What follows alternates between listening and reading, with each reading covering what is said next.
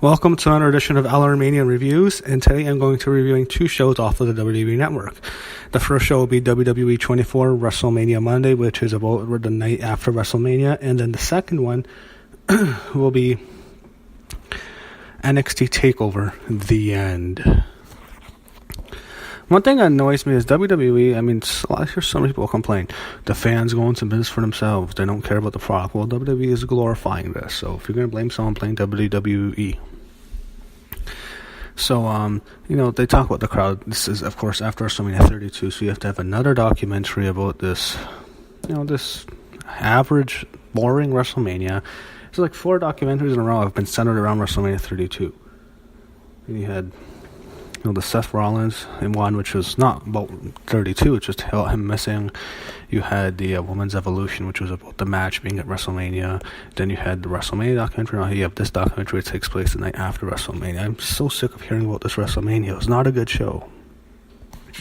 So to recap some of the Mania crowds, what I think of them, I first noticed this started happening in 2012 after WrestleMania 28, when that was actually a good WrestleMania, but the fans were pissed off because Daniel Bryan lost in 18 seconds, and that was a huge squash. That turned everything around. That was actually one of the best things that happened to Daniel Bryan. They hijacked the whole show. They chanted, yes, yes, yes, Daniel Bryan. They hijacked the whole show for 2 hours, and that was awesome. Then I think the best, still by far the best Mania crowd, the one that was the craziest, was 2013 in New Jersey. They were nuts. The Miami crowd was just mad about Daniel Bryan. This crowd seemed to be pissed off about the whole show, so they went off. The whole show, they did the wave. There was this match with Randy Orton and Sheamus. They just shot all over the match. They chanted everything. That was the best one. And the 2014 one in New Orleans, they were crazy too. They were more happy because the show was actually really good and they got to see Daniel Bryan win the belt, but they were nuts, and that was a great Raw too. And that crowd, and the 2015 crowd, I remember them going over. I think they kind of jumped the shark in the San Jose one. That's when the women were in the ring, and they chanted. There was a 6-women's tag. They chanted, you suck Cena to Nikki, then you suck Bryan to Brie. I think they chanted, you suck Punk to AJ. They chanted, you suck Uso to Naomi, and they chanted, you suck Tyson to Natalya. It was just the worst. They were a little bad. And the 2016 crowd, I don't remember them too much. But this 2017 crowd was pretty damn good. The Dallas crowd, I don't even recall much of what they did. Then the 2017 crowd in Orlando was nuts. They hated Roman Reigns with the passion. So some of the crowds are usually good. Or they're always entertaining. They make the show more about themselves. I don't mind it. It always makes the show far more enjoyable. They really should talk a lot about Enzo Amore and Big Cass and their struggle to get to the main roster and how long they were in developmental. Big Cass, he was in developmental since 2012. Or even before that, since he was just there because of his size, and then of course Enzo was there for a long time, and they really wanted to fire Enzo for a while, except Triple H kind of saved his job, and it's a really nice story to see them where they got, where they were to how over they were when they first debuted on the main roster, and they're still over, but they can still be big stars, but hopefully they keep them together for a while because there is a lot of potential there. Yeah, Enzo and Cass are huge for the documentary. It's a really nice moment seeing them get onto the main roster and how much Big Cass got emotional and cried on the show. So obviously they've been through a lot in developmental to get to this point. They show AJ Styles. He seems like such a humble and good guy. He came off well on this, and the documentary I just thought was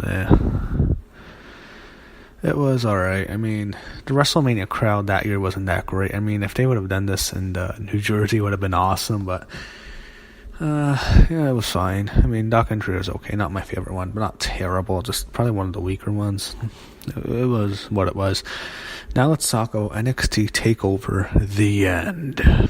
I think the main reason they called this NXT TakeOver The End is simply because, for two reasons, it's the end of Joe and Balor's rivalry, and it's the last NXT TakeOver at Full Sail University. That's where I got from The End. I like how they use The End is here, that Armageddon song. If you don't know, Armageddon was a pay-per-view they had in the early 2000s. Every single year they would use that End is Near song, so they're using it now. Opening match is Dillinger and Andre Cien Almas, and this is where the 10 gimmick went into full effect. Match was okay. I just don't like Andre Cien Almas. Match is whatever, Didn't really see much into it. Fans like Dillinger, but nothing to that match. So up next, American Alpha defends the belts against Revival, who they beat at Dallas. We'll see how this match goes. The last Dallas match was a very good match, so let's see if they can top it. That tag team match was great. That was a great match. Really enjoyed it. A lot better than the Dallas match, and I enjoyed the Dallas match.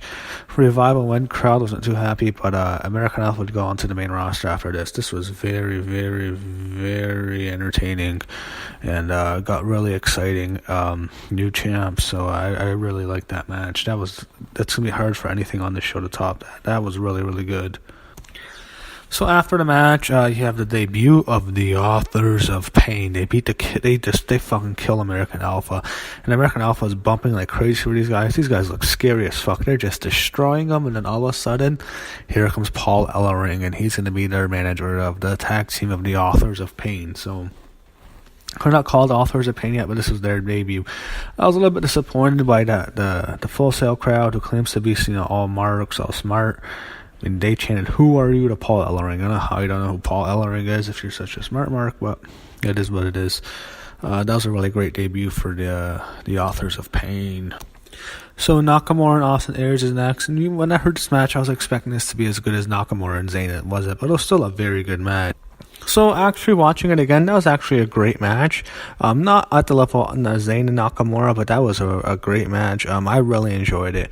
Really good. It got exciting at the end. There's something about Austin Aries though. I found him so boring in NXT. I like him now. I found him really boring in NXT.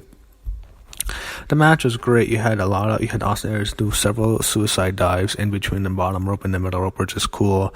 It was exciting. There was no strong style. It's Nakamura's strictly WWE style. It's kind of annoying. You want to see him and do the strong style, but yeah, heavily WWE style now.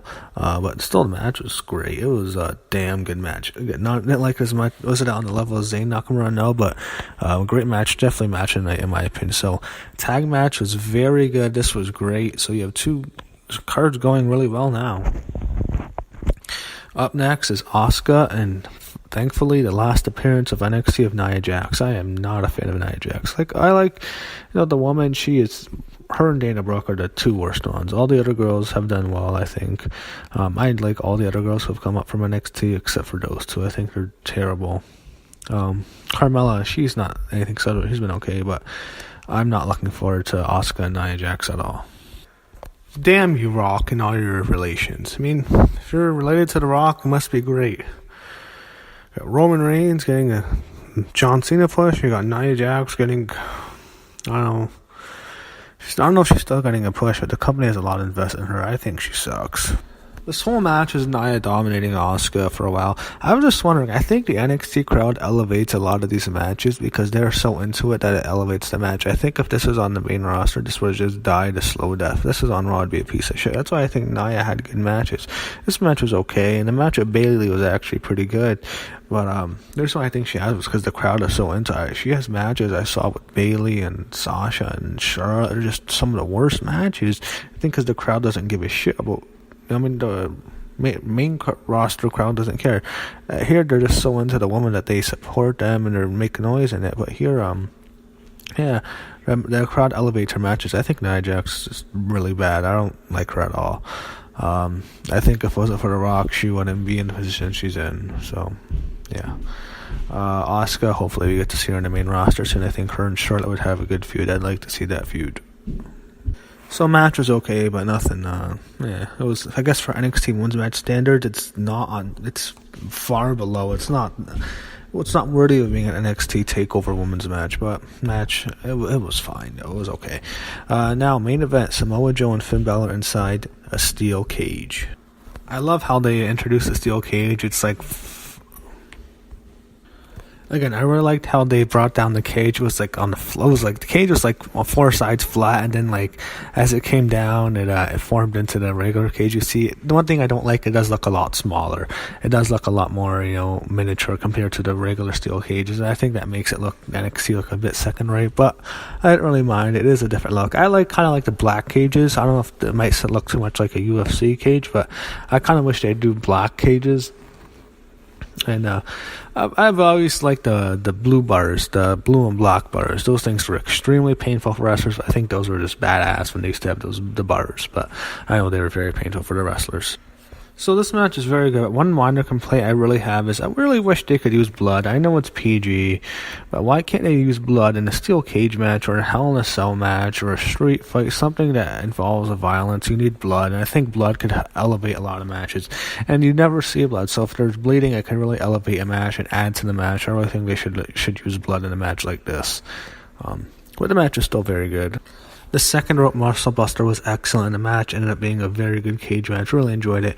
If you were right, Balor and Joe never had a classic match, but they had one great match at London and two very good matches. If I had to rate, I'd put the London match number 1, the cage match here at the end number 2, and the Dallas match 3. And the Dallas match had its problems with the blood, but here it was a very good match. I think they could have done some more blood. Then the match was fun. It was a long feud. I think the feud needed to be over, and this was it for Finn Balor. Finn Balor had a great run in NXT, 2 years, close to 2 years there, I think. So he had a great run, and this was it for Balor. He would go on to the main roster after this. He would win the WWE Universal Championship before he tore his shoulder. So he had a great run in NXT, and Joe would go on to feud with Nakamura. So overall, NXT Takeover the end, not a great show, but a very good show. Very well enjoyed it. Not a strong takeover. They've never had one bad takeover. The worst they've had are good shows. This was a very good show. Not great. Balor and Joe, very good. The tag team match was very good, and Nakamura and Austin Aries was very good, or even great. So you had a very strong show. Really enjoyed it, and this was the last NXT at Fulton. So it was the end of the beginning. It's the new era of NXT, and it really does feel like it's a new era, and it doesn't feel good. This is when I think NXT started to take a downhill slope. All the main characters that you love on NXT that you grew to enjoy watching, looking forward to every week, have all moved on, and it was kind of sad in a way. So, yeah. The good old days are over. It's almost as if their Attitude Era, they kind of peaked. I think NXT peaked, and right now it feels like it's on the decline. But again, very good show to talk about the end, and I enjoyed it. So that'll be it for this edition, and hopefully you watch my next review of NXT TakeOver, which will be a review of NXT TakeOver Brooklyn 2.